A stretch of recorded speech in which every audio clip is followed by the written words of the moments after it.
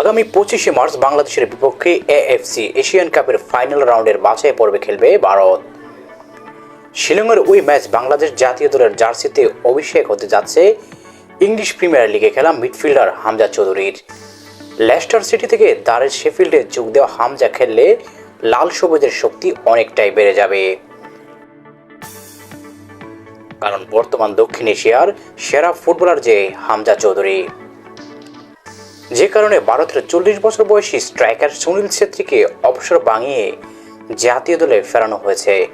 বাংলাদেশ ম্যাচের আগে মালদ্বীপের বিপক্ষে একটি প্রীতি ম্যাচ খেলবে ভারত, এরপর বাংলাদেশের মুখোমুখি হবে। ওই ম্যাচের জন্য ভারতের ঘোষিত 26 জনের দলে আছেন সুনীল ছেত্রী। সুনীল ছেত্রী গত বছর জুনে আন্তর্জাতিক ফুটবল থেকে বিদায়ের ঘোষণা দিয়েছিলেন। ভারতের হয়ে 94 গোল করেছেন তিনি। ভারত ম্যাচের জন্য বাংলাদেশের এবারে দলটা শক্তিশালী মনে হচ্ছে। অভিজ্ঞ জামাল ভুঁইয়া দলে আছেন, হামদের সঙ্গে আছেন আরও 2 প্রবাসী তারেক কাজী ও ইতালির লিগে খেলা আহমেদুল। রাকিব মুরসালিনরা তাদের সঙ্গে সমন্বয় করে খেলতে পারলে হাড্ডাহাড্ডি লড়াই দেখা যেতে পারে।